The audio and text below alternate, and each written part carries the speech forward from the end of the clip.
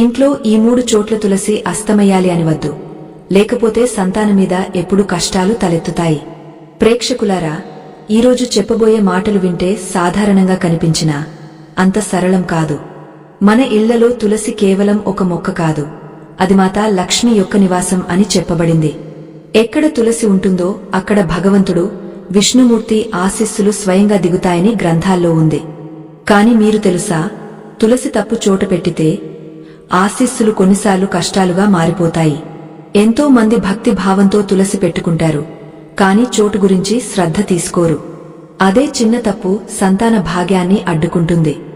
ఎంతో కుటుంబాల్లో ఎట్టి కారణం లేకుండా పిల్లలకు బాధలు పెరిగిపోతాయి.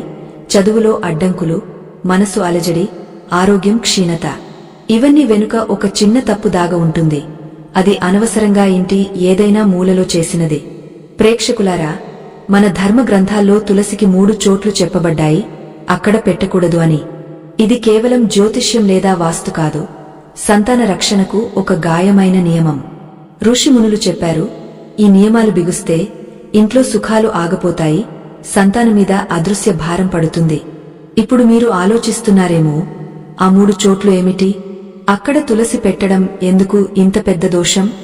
ఇది సంతాన భవిష్యత్తుకు ఎలా ప్రభావం చూపుతుంది?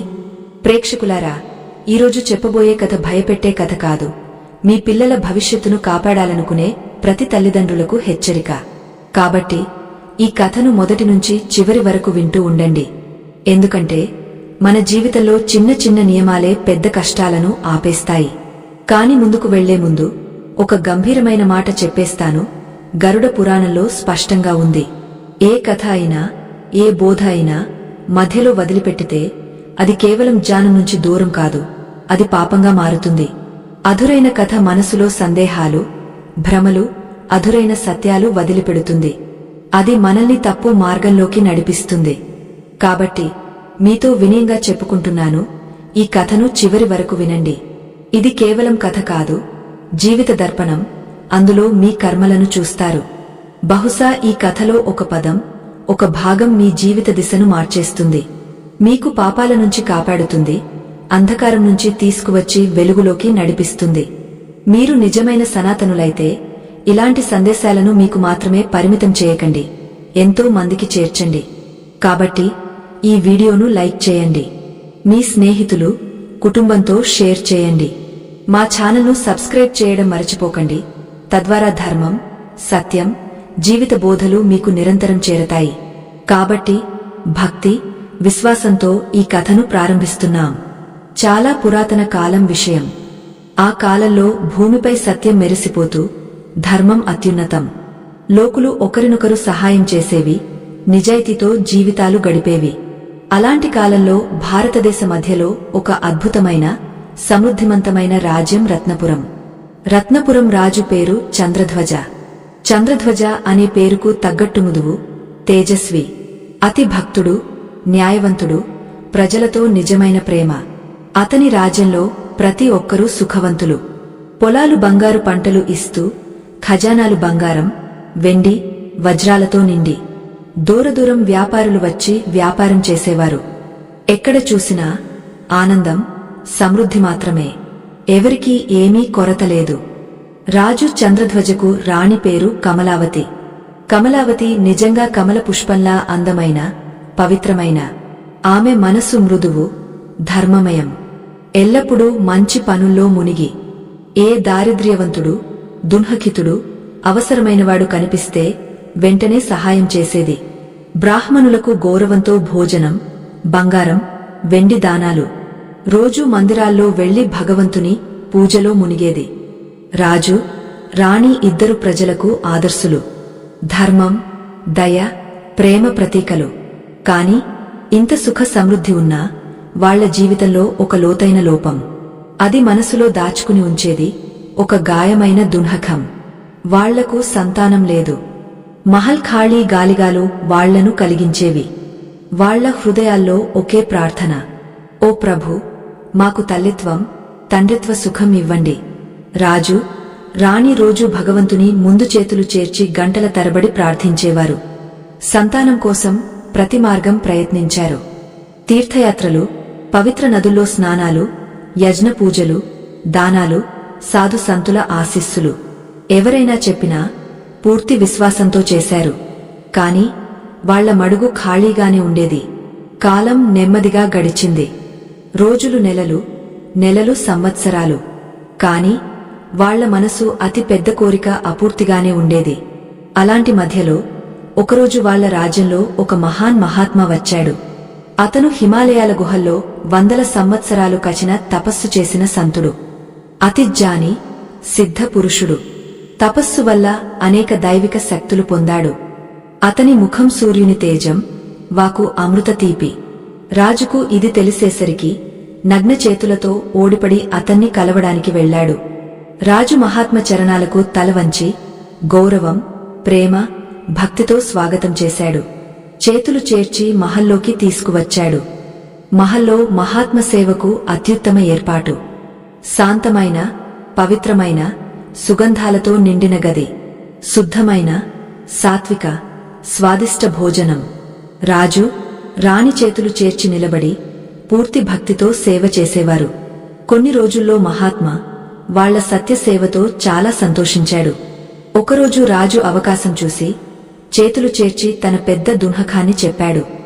రాజు కళ్లలో జలాలు, గొంతు దగ్గర మందమైన దున్హక స్వరంతో చెప్పాడు, ఓ మహాత్మా, భగవాన్ కృప, మీ ఆశీస్సుల వల్ల నాకు ఏమీ కొరతలేదు. విశాల రాజ్యం, అనంతధన దౌలత్, బలమైన సైన్యం, అందమైన మహల్ అన్నీ ఉన్నాయి. కాని సంతాన సుఖం లేదు. నా మడుగు ఖాళీ. నా తర్వాత ఈ రాజ్యవారసుడు ఎవరు? ఈ ఆందోళన నా మనసును రోజూ తింటోంది. ప్రభు కృపతో సంతానం ఇవ్వండి. మహాత్మా రాజు కళ్లలో దాగిన సత్య దున్హకాన్ని చూశాడు. దైవిక దృష్టి, యోగ శక్తితో రాజు భూతం, భవిష్యత్తును చూశాడు. ప్రేమతో చిరునవ్వుతో చెప్పాడు, రాజా, భయపడకు. నువ్వు పుణ్యాత్మ. మీ రాణి భక్తిమంత, పవిత్ర హృదయం. భగవాన్ మీ ఇద్దరినీ సంతోషించాడు. మీ కోరిక తప్పకుండా నెరవేరుతుంది. చాలా త్వరలో తేజస్వి కుమారుడు పొందుతావు. ఇది విని రాజు సంతోషం అపారం. మహాత్మ చరణాలు పట్టుకుని కళ్లనుంచి సంతోష జలాలు కారాయి. మహాత్మా కరుణామయ హస్తం వాళ్ల తలలపై పెట్టి ఆశీర్వదించి వెళ్లాడు. మహాత్మ వెళ్లిన కొన్ని నెలల్లో రాణి కమలావతి గర్భవతి అయింది. ఈ మంచి వార్త రాజ్యంలో విద్యుత్లా వ్యాపించింది. ఎక్కడా చూసినా సంతోష తరంగాలు. రాజు షాహీ ఖజానా తెరిచి దారిద్ర్యులకు ధనం, ధాన్యాలు, వస్త్రాలు, బంగారం, వెండి ఇచ్చాడు. బ్రాహ్మణులకు గౌరవ భోజనం. ఎన్నో రోజులు రాజ్యంలో దీపావళి జరుపుకున్నట్టు. కాలం గడిచింది. 9 నెలలు పూర్తయ్యాయి. రాణి అద్భుతమైన, ఆరోగ్యవంతమైన, తేజస్వి కుమారుడిని కలిగించింది. అతని జన్మ సమయంలో దేవతలు ఆకాశం నుంచి పుష్పాలు కురిపించాయట్టు. మహల్ చుట్టూ దైవిక ప్రకాశం, మధుర సుగంధం వ్యాపించింది. రాజ్యంలో స్వర్గం దిగినట్టు. రాజు ఇంత పెద్ద ఉత్సవం చేశాడు, ఎవరూ చూడలేదు. ఎన్నో రోజులు ప్రతి ఇంటికి ఉచిత భోజనం. దారిద్ర్యులకు కొత్త వస్త్రాలు, బంగార సిక్కెలు. దర్బార్లో పెద్ద జ్యోతిష్యులను పిలిచి బాలుడి జన్మ కుండలి చేయించాడు. అందరూ ఆశ్చర్యపోయారు. గ్రహాల అద్భుత స్థితి చూసి ఒక్క స్వరంతో చెప్పారు, రాజా, ఈ బాలుడు సాధారణం కాదు. అతి భాగ్యవంతుడు, ధర్మాత్మ. పెద్దయ్యాక అతి భక్తుడు, న్యాయవంతుడు, చక్రవర్తి సామ్రాట్ అవుతాడు. అతని యశస్సు 4 దిక్కులా వ్యాపిస్తుంది. జ్యోతిష్యులు గ్రహాల శుభ లెక్కలు చూసి పేరు మూర్ధ్వజ అని సూచించారు. రాజు ప్రేమ, ఆశీస్సులతో కుమారుడి పేరు మూర్ధ్వజుగా పెట్టాడు. చిన్న మూర్ధ్వజ మహల్లో అందరి కళ్ళ ఆకర్షణ. అతను నెమ్మదిగా పెరిగాడు. అతి అందమైన, మృదువైన, ప్రియమైన బాలుడు. అతని బుద్ధి అంత తీక్ష్ణం, ఒక్కసారి విని అర్థం చేసుకునేవాడు. బాల్యంలోనే తల్లిదండ్రుల నుంచి ధర్మం, జ్ఞానం, వీరత్వం వినేవాడు. ఆ పవిత్ర మాటలు అతని హృదయంలో గాఢ ప్రభావం చూపాయి. ఎల్లప్పుడూ సత్యం మాట్లాడేవాడు. చిన్నతని జీవానికి కూడా బాధ ఇవ్వేవాడు కాదు. పక్షులు, జంతువులు, చెట్లు మొక్కలతో అతి ప్రేమ. తల్లిదండ్రుల ఆజ్ఞలన్నీ భక్తితో పాటించేవాడు. పూర్తి భక్తితో సేవ చేసేవాడు. మూర్ధ్వజ పెద్దయ్యేటప్పుడు రాజు చంద్రధ్వజ అతని విద్యా దీక్షకు అత్యుత్తమ ఏర్పాటు చేశాడు. ఆ కాలం పెద్ద విద్వాంసులు, యోగ్య గురువులు పిలిచి చదివించాడు. మూర్ధ్వజ 4 వేదాలు, శాస్త్రాలు, పురాణాలు లోతుగా అధ్యయనం చేశాడు. ధనుస్సు, బాణాలు, తల్వార్ ప్రావీణ్యం, గుర్రపు సవారిలో గాలి వేగంతో తిరగడం, రాజు రాజ్య నిర్వహణ ఎలా చేయాలో తెలుసుకున్నాడు. ప్రతి విద్యా కళ సులభంగా నేర్చుకునేవాడు. గురువులు అతని బుద్ధి, వినయం, పవిత్ర స్వభావాన్ని ప్రశంసించేవారు. కాని ఈ సాంసారిక గుణాల కంటే ఎక్కువగా మూర్ధ్వజ మనసు ధర్మం, భక్తి, ఆధ్యాత్మికతలో మునిగేది. సాధు సంతుల సమాజంలో సమయం గడిపేవాడు. వాళ్ల మాటలు శ్రద్ధగా వినేవాడు. ప్రతిరోజూ మందిరాలకు వెళ్లి పూజలు, దారిద్ర్యులు, అవసరమైన వారి సేవలో ఆనందం. సత్యం, న్యాయం అతని అతిపెద్ద ధర్మం. ఎవరితోనూ అబద్ధం మాట్లాడేవాడు కాదు. ఎల్లప్పుడూ ధర్మం పక్షపాతం. మూర్ధ్వజ యువకుడై పూర్తి యోగ్యుడైనప్పుడు రాజు చంద్రధ్వజ వివాహ సమయం వచ్చిందని ఆలోచించాడు. మంత్రులతో సలహా తీసుకున్నాడు. మంత్రులు శోధనలు చేసి చెప్పారు, సమీపంలో పద్మకేతు రాజు, అతని కుమార్తె పద్మావతి. పద్మావతి రూపం, గుణాల్లో అద్భుతం. అతి భక్తిమంత, వినయమైన, బుద్ధిమంతురాలు. రాజకార్యాలు, గృహస్థ జీవితాల్లో పారంగతులు. మూర్ధ్వజకు ఆమె కంటే మెరుగైన జీవిత సఖి ఎవరూ లేరు. రాజు చంద్రధ్వజకు ఈ రిష్తా ఇష్టం. శుభముహూర్తం చూసి పద్మకేతు రాజుకు వివాహ ప్రతిపాదన పంపాడు. పద్మకేతు రాజు ఈ ప్రతిపాదన విని సంతోషించాడు. అతను ముందే చంద్రధ్వజ, మూర్ధ్వజ ధర్మ గుణాలు, యశస్సు తెలుసు. ఇలాంటి కుటుంబం భగవాన్ కృప అని తెలిసి ఇద్దరు రాజులు ప్రేమ, సమ్మతితో వివాహ తయారులు ప్రారంభించారు. రాజ్యంలో భవ్య కార్యక్రమాలు. దూరదూర రాజులు, మహారాజులు, ఋషిమునులు, సాధు సంతులు, బ్రాహ్మణులు సత్కారంతో వచ్చారు. రాజ్యం దైవికత, ప్రసన్నతతో నిండింది. పూలు, దీపాలతో అలంకరించారు. రాజ్యం మొత్తం దులహనలాగా మారింది. మూర్ధ్వజ, పద్మావతి వివాహం ఘోరంగా, వైదిక మంత్రాలు, పవిత్ర ఆచారాలతో జరిగింది. వివాహ రసాల సమయంలో దేవతలు మళ్లీ పుష్పాలు కురిపించాయట్టు. మూర్ధ్వజ, పద్మావతి జత అలంటి భగవాన్ వాళ్లను ఒకరికోసం తయారు చేశాడన్నట్టు. ఇద్దరూ ఒకరినొకరు హృదయపూర్వక గౌరవం. వాళ్ల ఆలోచనలు, సంస్కారాలు, భక్తి అన్నీ ఒకటే. ధర్మకార్యాలు, దారిద్ర్యుల సహాయం, మందిరాలు, సాధు సేవలు భగవాన్ సేవ అని చేసేవారు. వాళ్ల వైవాహిక జీవితం సుఖం, ప్రేమతో నిండింది. కాలం గడిచింది. ఇప్పుడు రాజు చంద్రధ్వజ వృద్ధాప్యంలో చాలా బలహీనుడు. రాజ్యభారం తన శరీరం, మనసుకు తట్టదని అర్థం చేసుకున్నాడు. రాజ్య బాధ్యతలు మూర్ధ్వజకు అప్పగించాలని ఆలోచించాడు. శుభదినం చూసి సభలో మంత్రులు, సామంతులు, ప్రజల ప్రధానులను పిలిచాడు. శాంతమైన, గంభీర స్వరంతో చెప్పాడు, నా ప్రియులారా, నేను వృద్ధుడిని. రాజ్యకార్యాలు నాకు సరిగా జరగవు.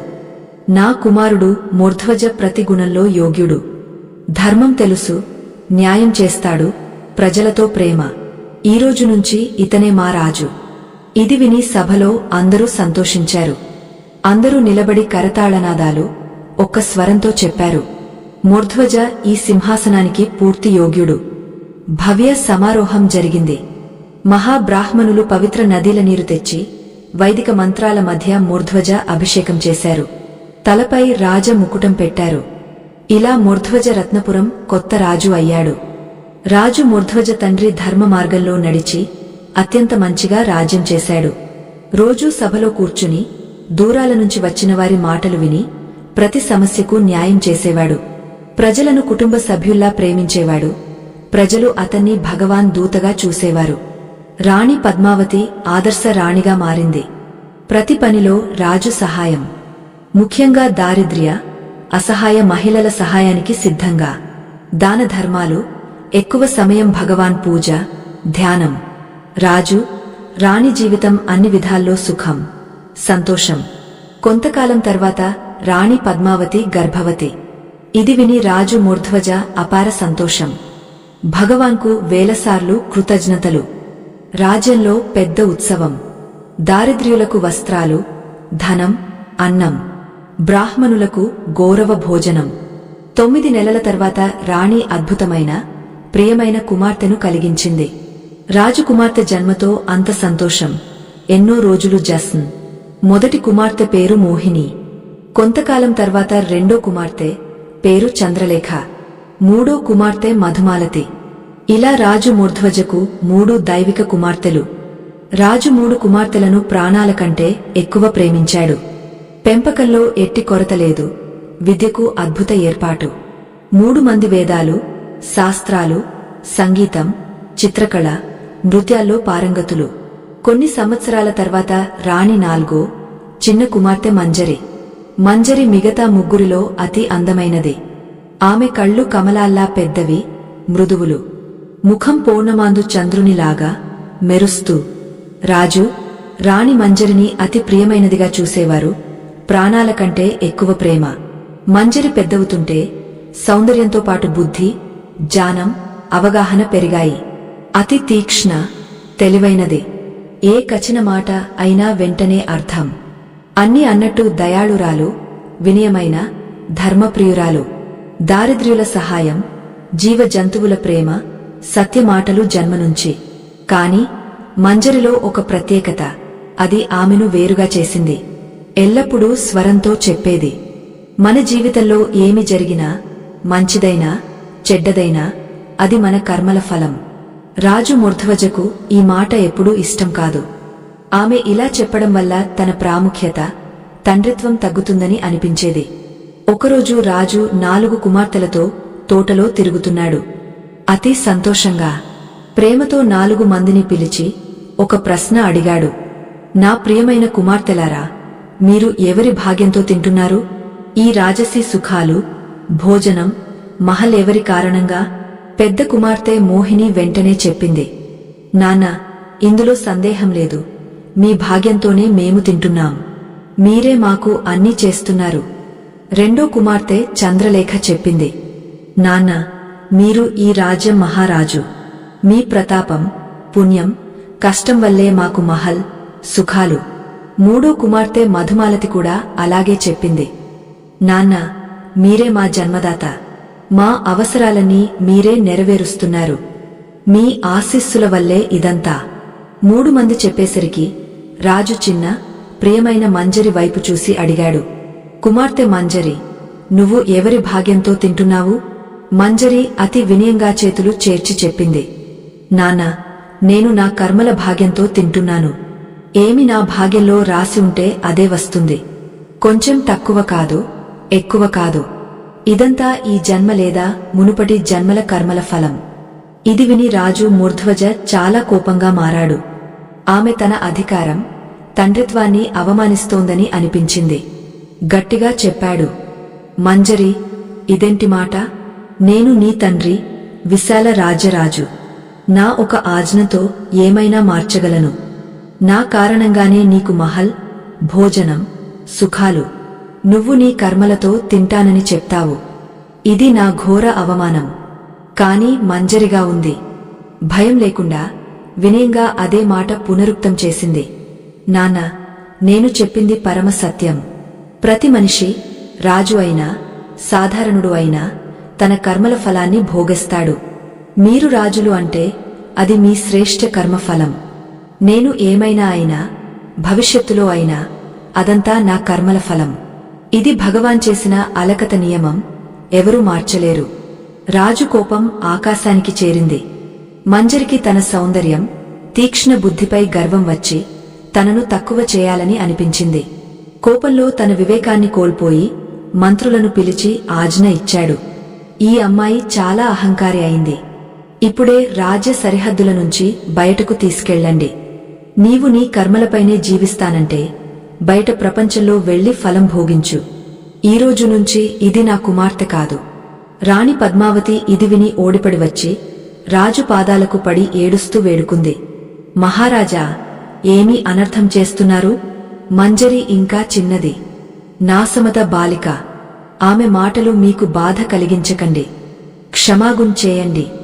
కాని కోపం, అహంకారంలో అంధుడైన రాజు ఎవరి మాట కూడా వినలేదు.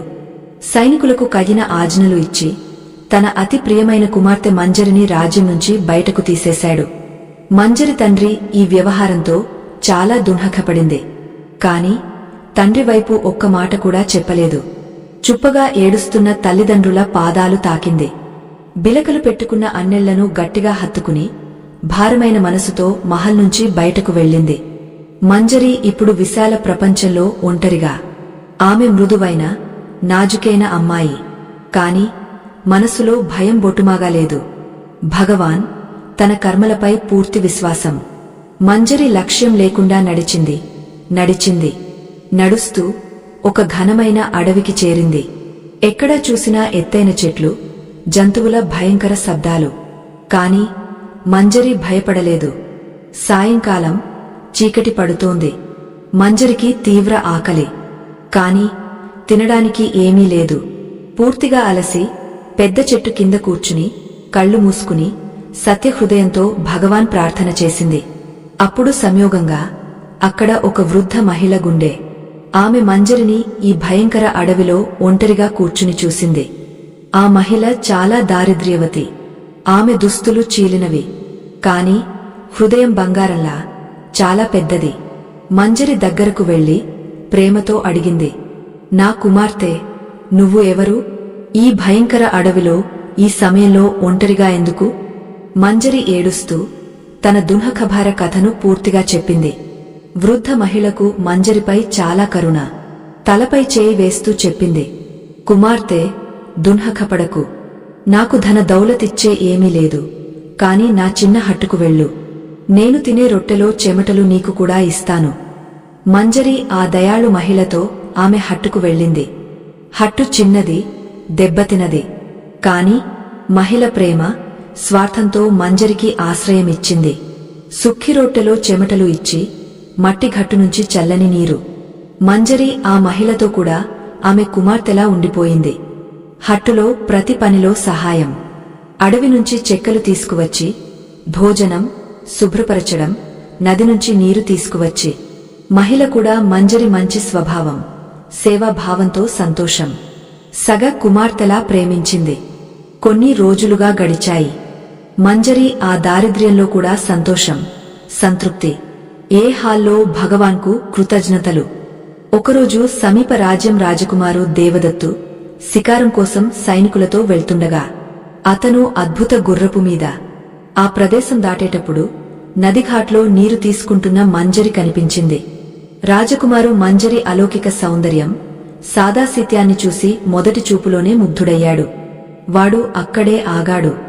సైనికులను అడిగాడు, ఈ అద్భుత సుందరి ఎవరు? కాని ఎవరికీ తెలియదు. రాజకుమారు స్వయంగా గుర్రం నుంచి దిగి మంజరితో మాట్లాడటానికి ప్రయత్నించాడు. కాని మంజరి చాలా లజ్జామయురాలు. రాజకుమారును చూసి లజ్జగా భట్టు ఎత్తి హట్టుకు పరిగెత్తింది. రాజకుమారు మంజరి అంత ఇష్టం, ఆమె గురించి అన్నీ తెలుసుకోవాలని సైనికులను హట్టుకు పంపాడు. సైనికులు మహిళతో మాట్లాడి మహిళ మంజరి పూర్తి కథ చెప్పింది. రాజకుమారు ఆశ్చర్యం, సంతోషంగా మంజరి సాధారణ అమ్మాయి కాదు, రాజకుమార్తె అని తెలిసింది. మనసులో ఆలోచించాడు, మంజరి ఎంత మహాన్, గుణవతి. ఇంత కష్టాల్లో కూడా సంతోష, భగవాన్ విశ్వాసం. రాజకుమారు ఏ కోసమైనా మంజరితో వివాహం చేసుకోవాలని నిర్ణయించాడు. మహిళ దగ్గరకు వెళ్లి చెప్పాడు, అమ్మా, మీ కుమార్తె మంజరితో వివాహం చేసుకోవాలి. నేను సమీప రాజ్య రాజకుమారు, పేరు దేవదత్తు. మంజరిని రాణిగా చేసి మహల్కు తీసుకెళ్తాను, ఎల్లప్పుడూ సంతోషపెడతాను. మహిళ మంజరి ఇచ్చ అడిగింది. మంజరి చెప్పింది, ఇదంతా భగవాన్ ఇచ్ఛ. భగవాన్ ఏమి చేస్తాడో అదే జరుగుతుంది. నాకు మాత్రం ఎట్టి అభ్యంతరం లేదు. మంజరి వివాహానికి అంగీకారం. రాజకుమారు చాలా సంతోషం. తన తండ్రి రాజు దేవరాజుకు ఈ మంచి వార్త పంపాడు. కొన్ని రోజుల తర్వాత రాజు దేవరాజు సైన్యం, మంత్రులు, రాజపురోహితులతో వచ్చాడు. హట్టు దగ్గర ఆమ్ల పత్తెలు, పుష్పాలతో చిన్న మండపం. అక్కడ పూర్తి విధివిధానంతో మంజరి, దేవదత్తు వివాహం జరిగింది. వివాహం సాదాగా జరిగింది. కాని మంజరి ముఖంలో అపార సంతోషం, సంతృప్తి. మనసులో భగవాన్కు కృతజ్ఞతలు. ఓ ప్రభూ, ఇదంతా నా మంచి కర్మల ఫలం. విదాయం సమయంలో మంజరి మహిళను గట్టిగా హత్తుకుని చెప్పింది, అమ్మా, ఆ సమయంలో మీ సహాయం, నాకు ఎవరూ లేనప్పుడు ఈ ఉపకారం జీవితకాలం మరచెను. తర్వాత మంజరి రాజకుమారు దేవదత్తుతో తన మామలకు విశాల వైభవ రాజ్యంలో వెళ్ళింది. రాజకుమారు తల్లిదండ్రులు రాజు దేవరాజు, రాణి కొత్త మేనలుని ప్రేమ ఘోరంగా స్వాగతం చేశారు. మంజరి వినయ స్వభావం వాళ్లకు ఇష్టం. మంజరి ఆ రాజ్య చిన్న రాణిగా రాజకుమారుతో అపార సుఖం ఆనందంతో ఉండిపోయింది. తన జీవిత దుఃఖాలన్నీ మరచింది. కాని కొన్నిసార్లు తల్లిదండ్రులు అన్నెళ్ల జ్ఞాపకం వచ్చి గుండె తడిసిపోయేది. ఇప్పుడు కథలో రాజు మూర్ధ్వజ వద్దకు తిరిగి వస్తున్నాం. మంజరిని కోపంలో రాజ్యం నుంచి తీసేసినప్పటి నుంచి మహల్లో అసాధారణ దుఃఖం, అలజడి. రాణి పద్మావతి ఎల్లప్పుడూ చిన్న ప్రియమైన మంజరి గుర్తుకు ఏడుస్తూ ఉండేది. కాని రాజు తప్పుడు అహంకారం, కోపం వల్ల తన నిర్ణయాన్ని మార్చడానికి సిద్ధం కాదు. మంజరి వెళ్లిన కొన్ని రోజుల తర్వాత రాజు మూర్ధ్వజ రాజ్యంపై కష్టాల మండలం కుప్పకూరింది. పొరుగు రాజ్య శక్తివంత రాజు అకస్మాత్తుగా దాడి చేశాడు. ఇద్దరు సైన్యాల మధ్య భయంకర వినాశకర యుద్ధం. రాజు మూర్ధ్వజ సైనికులు వీరత్వంతో పోరాడారు. కాని శత్రు సైన్యం సంఖ్యలో ఎక్కువ, బలవంతం. యుద్ధం ఎన్నో రోజులు. ఈ యుద్ధంలో రాజు మూర్ధ్వజకు భారీ నష్టం. వేలాది వీరులు మరణించారు. ఖజానా ఖాళీ. రాజ్యంలో భయం, హాహాకారం. రాజు చాలా ఆందోళన. ఏమీ అర్థం కావట్లేదు. ఈ వినాశాన్ని ఎలా ఆపాలి? రాజ్యాన్ని ఎలా కాపాడాలి? ఒకరోజు సభలో ఆందోళనల్లో మునిగ కూర్చున్నాడు. అప్పుడు ఒక వృద్ధ మంత్రి సలహా ఇచ్చాడు. మంత్రి చెప్పాడు, మహారాజా, ఈ సంకటంలో సమీప బలవంత రాజ్యం నుంచి సహాయం కోరాలి. అక్కడి రాజు దేవరాజు పరాక్రమం, విశాల సైన్యం. కొంటి రిష్తా చేస్తే సహాయం చేస్తారు. రాజు అడిగాడు, ఎలాంటి రిష్తా?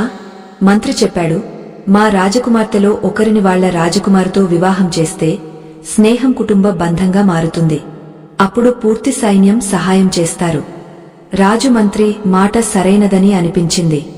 పెద్ద 3 కుమార్తెలు మోహిని, చంద్రలేఖ, మధుమాలతిని పిలిచి అడిగాడు, రాజ్యాన్ని సంకటం నుంచి కాపాడటానికి దేవరాజు రాజకుమారునితో వివాహం చేసుకోవడానికి సిద్ధంగా ఉన్నారా? 3 మంది తండ్రి బాధ, రాజ యజ్ఞం కర్తవ్యం అర్థం చేసి వెంటనే అవునని చెప్పారు. రాజు మూర్ధ్వజ త్వరగా దూత ద్వారా దేవరాజు రాజుకు వివాహ ప్రతిపాదన, సహాయ అభ్యర్థన పంపాడు. దేవరాజు రాజు దూత ద్వారా మూర్ధ్వజ సంకటం, వివాహ ప్రతిపాదన తెలిసింది. సహాయం వాగ్దానం చేశాడు. కాని అతనికి తన కుమారుడు దేవదత్తు ఇప్పటికే మంజరితో వివాహం చేసుకున్నాడని తెలియదు. అతను సందేశం పంపాడు, నా కుమారుడు దేవదత్తు ఇప్పుడు శికారంలో ఉన్నాడు. వచ్చేటప్పుడు మాట్లాడి తీర్పు చెప్తాను. కొన్ని రోజుల తర్వాత రాజకుమారు దేవదత్తు కొత్త భార్య మంజరితో తిరిగి వచ్చాడు. రాజు దేవరాజు మూర్ధ్వజ ప్రతిపాదన, సంకటం పూర్తిగా చెప్పాడు. బేటా, మూర్ధ్వజ పెద్ద సంకటంలో. వాళ్ల కుమార్తెను నీతో వివాహం చేసి మామ్మీ సహాయం కోరుతున్నారు. నువ్వు అంగీకరిస్తే రాజ్యాన్ని కాపాడగలం. రాజకుమారు దేవదత్తు ఆశ్చర్యంగా చెప్పాడు, తాత, నా వివాహం జరిగింది. మంజరిని భార్యగా స్వీకరించాను. రాజు దేవరాజు బోధించాడు, బేటా, నాకు తెలుసు. కాని రాజు కోసం, ధర్మం కోసం కొన్నిసార్లు ఒకటికి మించి వివాహాలు చేయాలి. ఇది రాజధర్మం. రాజకుమారు దేవదత్తుకు మంచిగా అనిపించలేదు. కాని తండ్రి ఆజ్ఞ మానలేక ఈ విషయం తన భార్య మంజరితో చర్చించాడు. మంజరి స్థిరంగా చెప్పింది, స్వామి, భగవాన్ ఇచ్చలా జరుగుతుంది. ఇదంతా కర్మల ఆట. మీరు ఆందోళన చేయకండి. తర్వాత రాజు దేవరాజు మూర్ధ్వజకు మంచి సందేశం పంపాడు, రిష్తాకు సిద్ధం. రాజు మూర్ధ్వజ చాలా సంతోషం. పెద్ద కుమార్తె మోహిని వివాహం దేవదత్తుతో చేయాలని నిర్ణయం. మోహిని వివాహ తయారులు జోరుగా. రాజు మూర్ధ్వజ మిగిలిన ఖజానా నుంచి దహేజ్కు బంగారం, వెండి, వజ్రాలు, రత్నాలు సిద్ధం చేశాడు. మోహినిని అద్భుతమైన పాల్కీలో బిగించారు. సేవకు 100 దాసులు, రక్షణకు 500 సైనికుల కాఫిలా దేవరాజు రాజ్యానికి బయలుదేరింది. మోహిని తన భవిష్యత్ స్వప్నాలు చూస్తూ సంతోషంగా, తనకు భర్త ముందే భార్య ఉందని, అది తన చిన్న సోదరి మంజరి అని తెలియదు. అతిపెద్ద రాజ్యరాణిగా సుఖం, ఆనందంతో ఉంటానని ఆలోచిస్తోంది. కాఫిలా ఎన్నో రోజులు మార్గంలో.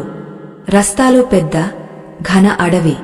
అకస్మాత్తుగా ఆకాశంలో నల్లటి మేఘాలు, తీవ్రవానతో భయంకర తుఫాను. చుట్టూ చీకటి. కాఫిలా అడవిలోనే ఆగాల్సింది. ఆ అడవిలో ప్రమాదకర, నిర్దయ దొంగల తమ. వాళ్ళు ఈ భవ్య కాఫిలాను చూసి ధన దౌలతుంటుందని తెలిసింది. దొంగలు అవకాశం లేకుండా చుట్టూ నుంచి దాడి. మూర్ధ్వజ సైనికులు రాజకుమార్తె రక్షణకు వీరంగా పోరాడారు. కాని దొంగలు సంఖ్యలో ఎక్కువ. సైనికులన్నీ హతులు చేశారు. కాఫిలా బంగారం, వెండి, రత్నాలు దోచుకున్నారు. బలహీనమైన మోహినిని బందీ చేశారు.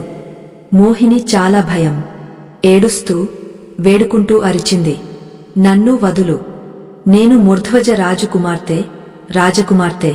కాని రాళ్ల హృదయ దొంగలు ఒక్క మాట కూడా వినలేదు.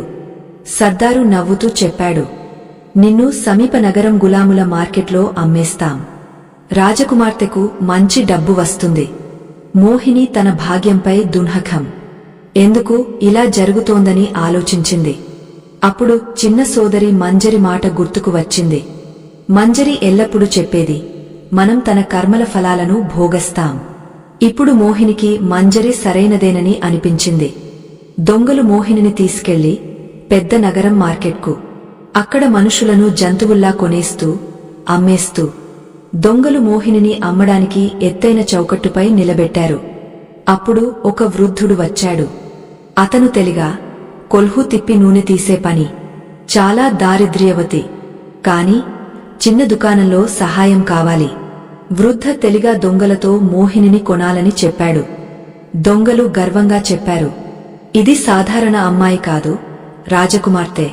కొన్ని రోజుల తర్వాత తెలిగా భార్య గ్రామం నుంచి వచ్చింది. ఆమె అతి దుష్ట, నిర్దయురాలు. మోహినిని చిన్న చిన్న విషయాల్లో కొట్టేది. చెడుగాళ్లు ఇచ్చేది, పొట్టి తిననివ్వేది. మోహిని జీవితం నరకంతో పోల్చదగినది. ఇక్కడ రాజు మూర్ధ్వజకు మోహిని కాఫిలా దోపిడీ అదృశ్యమైందని దున్హకర వార్త తెలిసింది. రాజు దున్హక సముద్రంలో మునిగాడు. రాణి పద్మావతి ఏడుస్తూ పిప్పిగా మారింది. బార్బార్ రాజుతో చెప్పింది, మహారాజా, మా జాని కుమార్తె మంజరిని ఇంటినుంచి తీసేశారు. ఇప్పుడు మోహిని కూడా మామ్మీ దూరం. భగవాన్ మాకు ఏ కారణంగా ఇంత పీడ? రాజు భార్య ప్రశ్నలకు సమాధానం లేదు. తన భయంకర తప్పుకు ఇప్పుడు అర్థమయ్యింది. కొంతకాలం దున్హకంలో గడిచింది. ఒకరోజు రాజు మూర్ధ్వజ రెండో కుమార్తె చంద్రలేఖకు పొరుగు రాజు రిష్తా. రాజు భయంగా, భారమైన మనసుతో వివాహం ఆమోదం. ఈసారి దహేజ్కు ధనం తక్కువ. ఏదో తప్ప ఏర్పాటు. చంద్రలేఖ విదాయం. కాని ఈసారి కూడా దుర్భాగ్యం. రస్తాలో భయంకర తుఫాను. కాఫిలా రణాంతరంలో రేఖలా చెదిరిపోయింది. చంద్రలేఖ అందరి నుంచి వేరే, అనవసర అడవిలో ఒంటరిగా, భయంతో గట్టిగా ఏడుస్తోంది. చుట్టూ తిరిగి ఒక కుమ్మరి ఇల్లు కనిపించింది. కుమ్మరి నుంచి సహాయం వేడుకుంది. దయాళు కుమ్మరి ఆశ్రయం ఇచ్చాడు. కాని పని చేయాలి. చంద్రలేఖ ప్రతిరోజూ భారీ మట్టి ఎక్కించి చక్కెత్తి పాత్రలు తయారు. ఆమెకు కూడా ప్రతిక్షణం మంజరి మాటలు కల్ముల్లా గుండెల్లో. ఇప్పుడు రాజు మూర్ధ్వజకు ఒకే కుమార్తె మధుమాలతి మిగిలింది. ఆమెను ఒక్క క్షణం కళ్ల నుంచి తప్పకుండా చూసేవాడు. కాని సమాజ నియమాల ప్రకారం వివాహం చేయాలి. దూరరాజు కుమారుడికి మధుమాలతి రిష్తా. ఈసారి పూర్తి జాగ్రత్తలు, ఎక్కువ సైనికులతో విదాయం. కాని మహానది, పొయ్యి. కాఫిలా పెద్ద పడవల్లో దాటేటప్పుడు తీవ్ర ప్రవాహంతో మధుమాలతి పడవ పడిపోయింది. సైనికులు రక్షించే ప్రయత్నాలు వృథా. అందరూ మధుమాలతి మునిగ చనిపోయిందని అనుకున్నారు. కాని మధుమాలతి చనిపోలేదు. నది తరంగాలతో చాలా దూరం కొట్టుకుపోయింది. ఎన్ని గంటల తర్వాత ఇంపు వచ్చేసరికి అనవసర, ఒంటరి చోట ఏదోతో ఒక గ్రామానికి చేరింది. అక్కడ దయాళు రైతు ఇంట్లో పని. మధుమాలతి రైతు పొలంలో మజూరురాలిలా, వేసవి ఎండలో పని. ఎండ, ధూళి, కష్టం ఆమె సౌందర్యం, మృదుత్వం దూరం చేశాయి. ఆమెకు కూడా మంజరి మాటలపై పూర్తి విశ్వాసం. సంసారం అంతా మన కర్మల ఫలం. ఇప్పుడు రాజు మూర్ధ్వజ 4 కుమార్తెలు దూరం. రాజు, రాణి దున్హకంలో పూర్తిగా కుప్పకూరారు. రాజు తన తప్పుపై భారీ పశ్చాత్తాపం. జాని, ప్రియమైన మంజరితో పెద్ద అన్యాయం, పాపం చేశానని ప్రతిక్షణం. ఒకరోజు దర్బార్లో దున్హకంగా కూర్చున్నాడు. అప్పుడు తేజస్వి వృద్ధ సాధుడు వచ్చాడు. రాజు లేచి సాధు సత్కారం. సాధు రాజు ముఖ దుంహకాన్ని చూసి కారణం అడిగాడు. రాజు ఏడుస్తూ తన దుంహక కథను చెప్పాడు. చిన్న కుమార్తెను ఇంటినుంచి తీసేశానని. సాధుగా విని చెప్పాడు. రాజా, మీ కుమార్తె మంజరి సరిగా చెప్పింది. సంసారంలో ప్రతి జీవి తన కర్మల ఫలం భోగిస్తాడు. ఇది సృష్టి నియమం. మీరు నిర్దోష కుమార్తెపై విశ్వాసం లేకుండా రాజసీ అహంకారంలో ఆమెను బయటకు తీసేశారు. ఇది మీ చెడు కర్మం. ఇప్పుడు 3 కుమార్తెల రూపంలో ఫలం భోగిస్తున్నారు. రాజు ఇది విని సాధు చరణాలకు పడి ఏడుస్తూ, ఓ మహారాజా, నుంచి పెద్ద తప్పు, పాపం, క్షమాగుం చేయండి. ఇప్పుడు ఏమి చేయాలి? సాధు లేపి చెప్పాడు. రాజా, తప్పు అర్థమయ్యాకే ప్రాయశ్చిత్తం. రాజపాట మంత్రులకు అప్పగించి 4 కుమార్తెలను వెతకండి. వాళ్లు దొరికినా సత్యహృదయంతో క్షమాపణ. మీ భావన సత్యమైతే భగవాన్ సహాయం చేస్తాడు. సాధు మాట మాని రాజు మూర్ధ్వజ రాజవస్త్రాలు తీసేశాడు. సాధారణ వస్త్రాలు వేసి బిచ్చలవాడిలా గ్రామాలు, నగరాలు, అడవులు తిరిగాడు. ఎన్నో నెలలు గడిచాయి, కాని కుమార్తెలు దొరకలేదు. ఒకరోజు పెద్ద నగరంలోకి చేరాడు. అక్కడ తెలిగ దుకాన్లో ఒక బలహీన, మలిన వస్త్రాల అమ్మాయి కొల్హు తిప్పుతున్నది. ఆమె దయనీయ స్థితి. కాని రాజు ఒక్క చూపులో గుర్తించాడు. అది పెద్ద లాలెట్ట కుమార్తె మోహిని. రాజు కుమార్తె ఈ దుర్దశ చూసి అక్కడే కూర్చుని ఏడుస్తూ, మోహిని కూడా ఎన్నో నెలల తర్వాత తండ్రిని చూసి పరిగెత్తి పాదాలు పట్టి ఏడుస్తోంది. రాజు తెలిగాను ధనమిచ్చి మోహినిని గులామి నుంచి విముక్తి చేశాడు. తర్వాత మోహినితో ముందుకు. కొన్ని రోజుల తర్వాత ఒక గ్రామంలోకి. అక్కడ కుమ్మరి ఇంటి ముందు 2వ కుమార్తె చంద్రలేఖ భారీ మట్టి ఎక్కించుతున్నది. రాజు ఆమెను కూడా ధనం ఇచ్చి తీసుకున్నాడు. ముందుకు వెళ్లి పొలంలో ఎండలో మజూరీ చేస్తున్న 3వ కుమార్తె మధుమాలతి కూడా దొరికింది. ఇప్పుడు రాజు 3 కుమార్తెలతో. కాని చిన్న మంజరి ఇంకా దొరకలేదు. 3 మందితో మంజరి వెతకడానికి దేవరాజు విశాల రాజ్యానికి చేరారు. రాజధానిలో తిరుగుతుంటే పెద్ద భవ్య మహల్ కనిపించింది. లోకల వారి నుంచి తెలిసింది, ఇది రాజకుమారు దేవదత్తు మహల్. అతని అతి ప్రియమైన చిన్న రాణి పేరు మంజరి. ఇది విని రాజు మూర్ధ్వజ సంతోషం అపారం. వెంటనే మహల్లోకి వెళ్లాలని. కాని తలవారీలు సాధారణ వస్త్రాల వల్ల ఆపారు. అప్పుడు సంయోగంగా రాజకుమారు దేవదత్తు వచ్చాడు. రాజు చేతులు చేర్చి చెప్పాడు, నేను నా కుమార్తె మంజరిని కలవాలి. రాజు తన 3 కుమార్తెల పరిచయమిచ్చాడు.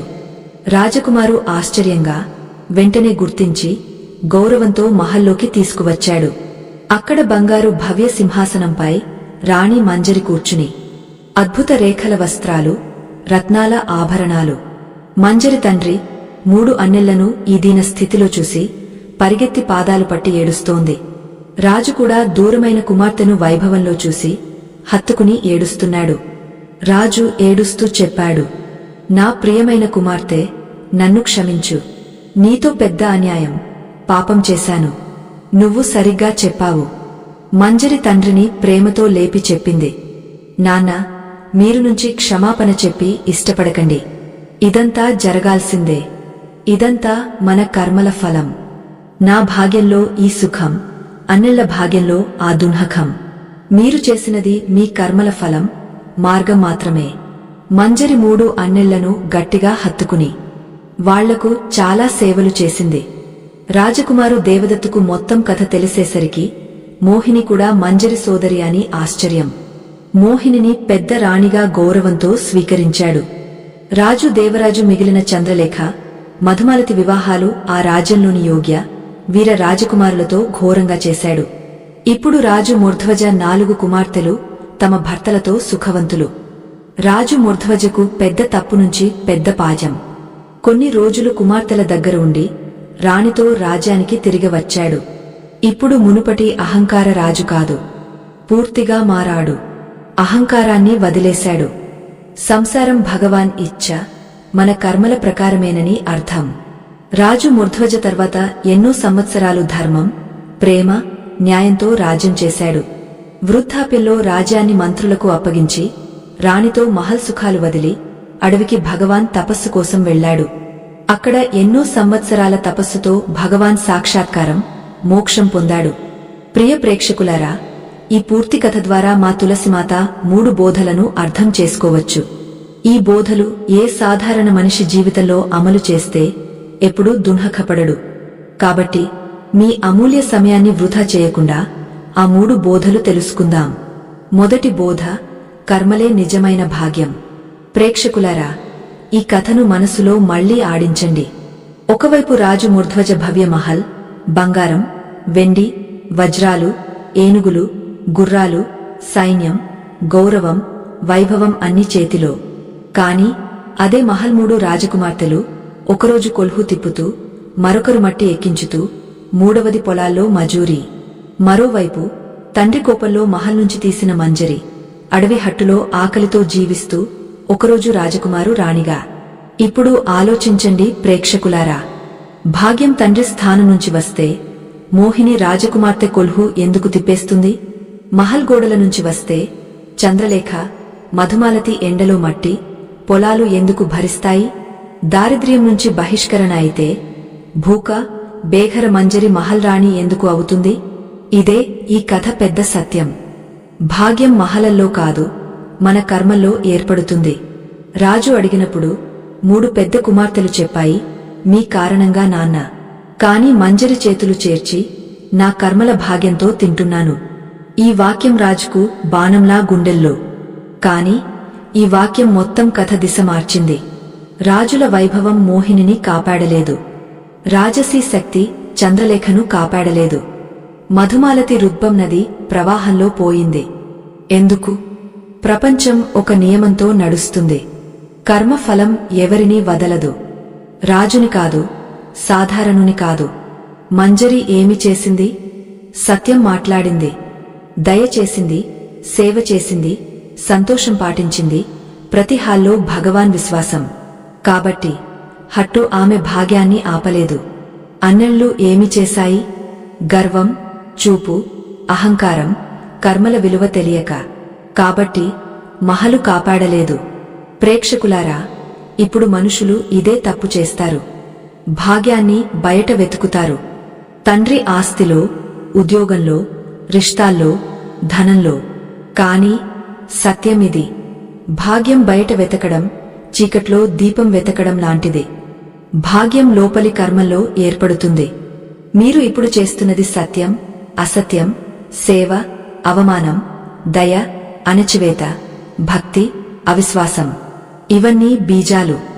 నాలుది ఈ బీజాలు సుఖాలుగా తిరిగి వస్తాయి లేదా కష్టాలుగా నిలబడతాయి. మంజరి సత్యం, భక్తి బీజాలు వేసి రాణి ఫలం పొందింది. అన్నెళ్ళు అహంకారం వేసి దున్హక ఫలం. కాబట్టి ప్రేక్షకులారా, కర్మాలు మార్చండి, భాగ్యం స్వయంగా మారుతుంది. రెండో బోధ, అహంకారం ఇంటి ఆకుతో. సత్యాన్ని అంగీకరించే వినయం కుటుంబాన్ని కాపాడుతుంది. ప్రేక్షకులారా, ఈ కథలో అతి కరుణామయ, చూపు వేలు, జాగ్రత్త చేసే బోధ ఇదే. అహంకారం మనిషిని తన ఇంటి నుంచి దూరం చేస్తుంది. రాజు ముర్ధ్వజను గుర్తు చేసుకోండి. అతను చెడ్డవాడు కాదు. భక్తుడు, దానవతి, న్యాయవంతుడు. కాని అతనిలో చిన్న తెలంగాణ ఉంది, అహంకారం. మంజరి సత్యం చెప్పినప్పుడు, నాన్న, నా కర్మల భాగ్యంతో తింటున్నాను. ఈ మాట రాజు హృదయాన్ని తాకింది. సత్యం కాదు, అవమానంగా అనిపించింది. ప్రేక్షకులారా, ఇదే అహంకారం. సత్యాన్ని వినిపించదు, తప్పును సరిగా చేయాలని అడుగుతుంది. రాజు ఆలోచించాడు, నేను తండ్రి, రాజు. నా కుమార్తె నన్ను ఎలా తిట్టగలదు? ఒక్క క్షణకోపంలో తన అతి ప్రియమైన చిన్న భక్తి కుమార్తెను మహల్ నుంచి తీసేశాడు. అప్పుడే ఇంటి బయటకు చూస్తుంటే మహల్ గోడల్లో దీపం మసకగా. రాణి పద్మావతి హృదయం ఏడుస్తూ చెమ్మలు. 3 కుమార్తెలపై ఒక్కటి తర్వాత ఒకటి కష్టాలు. రాజ్యంపై సంకటం, యుద్ధం, వినాశం. ఖజానా ఖాళీ, సైన్యం నష్టం, ప్రజలు భయం. ఇదంతా ఏ శత్రువు చేశాడు? లేదు ప్రేక్షకులారా, ఇదంతా ఒక్క క్షణ అహంకారం చేసింది. అహంకారం రాజుని కుమార్తె దూరం చేసింది. తర్వాత మిగిలినవి కూడా దూరమయ్యాయి. తండ్రి మనసు సత్యంపై కాకుండా తనపై అడుగుతుంటే భగవాన్ సంరక్షణ తీసేస్తాడు. ఇప్పుడు వినయం అద్భుతం చూడండి. సాధు రాజును చెప్పాడు, రాజా, ఇదంతా మీ కర్మల ఫలం. మంజరి సరి, మీరు తప్పు. ఈసారి రాజు అహంకారం బలా కరిగింది. ఏడుస్తూ చెప్పాడు, నుంచి పాపం. ఏమి చేయాలి? అప్పుడే జీవిత దిశ మారింది. రాజు ముకుటం తీసేశాడు. రాజవస్త్రాలు వదిలేశాడు. సాధారణ వస్త్రాలు వేసి బిచ్చలవాడిలా కుమార్తెలు వెతికాడు. ఇదే వినయం. ఇదే సత్య పశ్చాత్తాప మార్గం. అదే కుటుంబాన్ని మళ్లీ చేర్చింది. వినయమే మోహినిని తిరిగి ఇచ్చింది. తర్వాత చంద్రలేఖ, మధుమాలతి, చివరికి మంజరిని రాణిగా ముందుకు నిలబెట్టింది. ప్రేక్షకులారా, గుర్తుంచుకోండి, కోపం పగిల్చేస్తుంది, అహంకారం ఆకుతో. కాని వినయం ఇంటిని మళ్లీ కట్టేస్తుంది. ఇప్పుడు ప్రతి ఇంట్లో ఈ సమస్య. నేను ఎందుకు వంగాలు? తప్పు వాళ్లది. నా మాట మానాలి. నేనే సరి. ఇలా వేలాది ఇళ్ళు దూసుకుపోయాయి. ఈ కథ సత్యమిదే. రాజు నేనును వదిలిన క్షణం భగవాన్ మార్గాలు తెరిచాడు. మంజరి చరణాల్లో వంగి పెద్ద పాణ్యం నేర్చుకున్నాడు. సత్యాన్ని వినేవాడు బచ్చేస్తాడు. అహంకారంలో అడుగేవాడు తన చేతులతోనే అన్నీ కోల్పోతాడు. ప్రేక్షకులారా, ఈరోజు నుంచి ఈ నియమం గుర్తుంచుకోండి. సత్యాన్ని అంగీకరించడంలో ఎప్పుడూ ఆలస్యం చేయకండి. మీ మాటల వల్ల దుఃఖపడినవారుంటే నన్ను క్షమించండని చెప్పడంలో సంకోచం చేయకండి. ఎందుకంటే వినయం ఒక్క మాట పలుమొత్తం కుటుంబాన్ని కాపాడేస్తుంది. ఇదే రెండో బోధ. అహంకారం ఇంటి తడుముతుంది, వినయం ఇంటిని చేర్చేస్తుంది. మూడో బోధ, నిజ సుఖం మహల్లో కాదు, సేవ, సంతోషం, క్షమలో దాగ ఉంటుంది. ప్రేక్షకులారా, ఈ విశాల కథ అతి మృదువైన, గాయమైన జీవిత మార్పు సత్యమిదే. సుఖం బయట కాదు, సుఖం లోపలి నుంచి పుట్టుకుంటుంది. ఇప్పుడు శ్రద్ధగా వినండి. రాజమహల్ కుమార్తెలు, రేఖల పరదలు, బంగారు థాలలు, రాజు ఆశీస్సులు, ధన దౌలత్ అన్నీ ఉన్నాయి. కాని వాళ్ల జీవితంలో తుఫాను వచ్చి మోహిని కొల్హు తిప్పింది. చంద్రలేఖ మట్టి ఎక్కించింది. మధుమాలతి ఎండలో మజూరురాలు. 3 మందికి సుఖాలన్నీ ఉన్నాయి, కాని హృదయంలో సంతృప్తి లేదు. హృదయంలో సంతృప్తి లేకపోతే మహలు జైలులా అనిపిస్తాయి. ఇప్పుడు మంజరి చూడండి. తండ్రి తీసేశాడు. ధనం లేదు, కుటుంబం లేదు, రక్షణ లేదు. అడవిలో ఒంటరిగా, ఆకలితో, అలసటతో. కాని ముఖంలో అసాధారణతి, అద్భుత సంతృప్తి, అచంచల విశ్వాసం. భగవాన్ ఏమి చేస్తాడో అదే నాకు మంచిది. హట్టు వచ్చిందంటే కృతజ్ఞతలు, ఆకురొట్టె వచ్చిందంటే భగవాన్ జ్ఞాపకం. కష్టాలు వచ్చినా మెరుగుపడి స్వీకరించింది. జీవితాన్ని భారంగా కాకుండా కర్మల ఫలంగా చూసింది. ఇదే మంజరి, అన్నెళ్ల మధ్య తేడా. అన్నెళ్ల సుఖం బయటి విషయాలపై, వైభవం, మహలు, గౌరవం. మంజరి సుఖం లోపలి భావాలపై, సేవ, దయ, సంతృప్తి, క్షమ, భగవాన్ విశ్వాసం. కాబట్టి దిశలు వేరయ్యాయి. అన్నెల్లు పైన రాజకుమార్తెలు, లోపల ఖాళీ, జీవితంలో దుఃఖం. మంజరి పైన సాధారణ, లోపల ఉజ్వల, జీవితంలో రాజసి సుఖం. ప్రేక్షకులారా, ఇదే ఈ బోధసారం. లోపల ధనవంతుడైతే బయట కూడా ధనవంతుడవుతాడు. లోపల దుఃఖిస్తే వైభవం కూడా అనర్థం. ఇప్పుడు క్షమ శక్తి చూడండి. మంజరి తండ్రిని చీరలు, జలాలతో చూసినప్పుడు ఫిర్యాదు చేయలేదు, తిట్టలేదు. చూడండి నాన్న, మీరు ఏమి చేశారు అని చెప్పలేదు. లేదు, పరిగెత్తి హత్తుకుని ఇదంతా కర్మల ఆట అని. ఇదే క్షమ, ఇదే ఉదారత, ఇదే కరుణ, ఇదే భగవాన్ నిజస్వరూపం. ఈ క్షమే తండ్రి పాపాన్ని కడిగింది, అన్నెళ్ల దుఃఖం తీసింది, కుటుంబాన్ని చేర్చింది, రాజును మోక్షం చేసింది. ప్రేక్షకులారా, ఇప్పుడు ప్రపంచం సుఖాన్ని తప్పు చోట్ల వెతుకుతోంది. డబ్బుల్లో, పేర్లో, భవనాల్లో, పదవుల్లో, చూపుల్లో. కాని మంజరి చెప్పేది, సుఖం అక్కడ కాదు, సుఖం ఇక్కడ. మీ హృదయ, మీ సేవ, మీ క్షమ, మీ సంతృప్తి, భగవాన్పై మీ విశ్వాసం, ఇవే మీ నిజ మహలు. ఈ కలియుగంలో నిజ సుఖం కావాలంటే మంజరి ఈ వాక్యాన్ని పట్టుకోండి. లోపలుంటే బయట కూడా సురక్షితం. ఎవరి హృదయాన్ని కూడా బాధ పెట్టకండి. ఏమి వస్తే అందులో సంతృప్తి. ఎవరిని క్షమించడంలో ఆలస్యం చేయకండి. జీవిత ప్రతి ఘటనను భగవాన్ లీలగా స్వీకరించండి. అప్పుడు మీ జీవితం కూడా మంజరిలాగా అంధకార అడవి నుంచి వెలుగు మహల్లకు చేరుకుంటుంది. ఇదే మూడో పవిత్ర బోధ. నిజ సుఖం బయట కాదు, మన కర్మలు, వినయం, సంతృప్తి, క్షమలో. ప్రేక్షకులారా, ఈ కథ ఇక్కడ ముగిసిపోదు. ఇంకా మనం తెలుసుకుందాం. ఇంట్లో ఈ 3 చోట్ల తులసి అస్తమయ్యాలి అని వద్దు, లేకపోతే సంతానం మీద ఎప్పుడూ కష్టాలు. ప్రియ ప్రేక్షకులారా, ఈ కథ చాలా పురాతనం. ఆ కాలంలో మనుషులు ప్రతి విషయంలో ధర్మం, నియమాలు, ప్రకృతి సంకేతాలు అర్థం చేసుకునేవారు.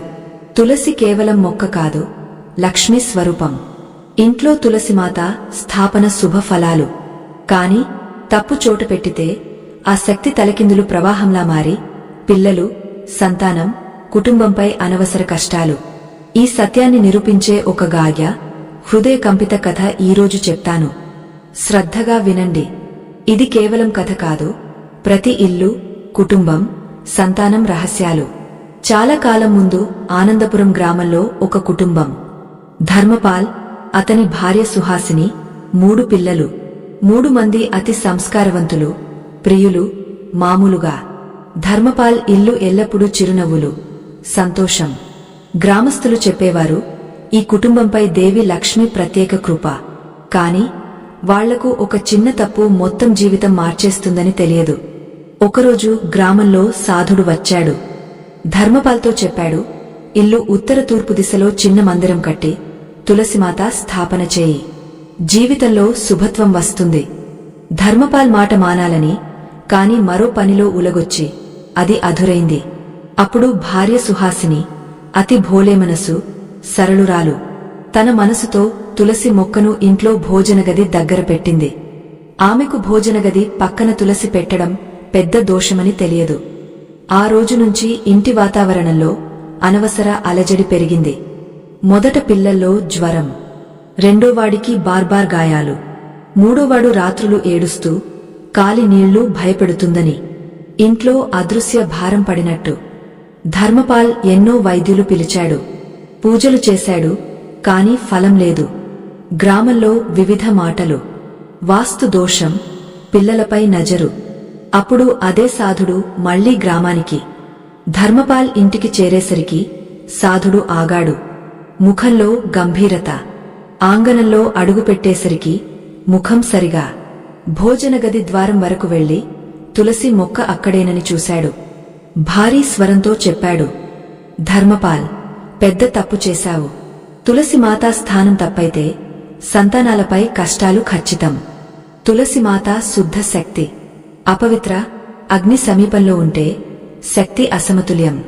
అతి మొదట పిల్లలపై ప్రభావం. సాధుడు 3 చోట్ల రహస్యం చెప్పాడు. తులసి పెట్టకూడదు. మొదటి చోటు భోజనగది పక్కన లేదా గోడ తగ్గట్టు. భోజనగది అగ్నిస్థలం.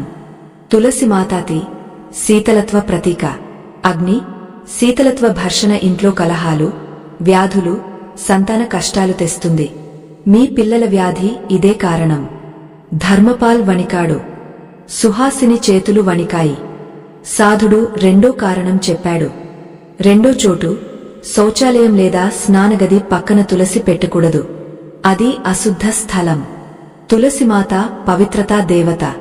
అశుద్ధ సమీపంలో తులసి, ఇంట్లో మానసిక ఒత్తిడి, భయంకర స్వప్నాలు, పిల్లల బలహీనత, కుటుంబ ప్రగతి ఆగిపోతాయి.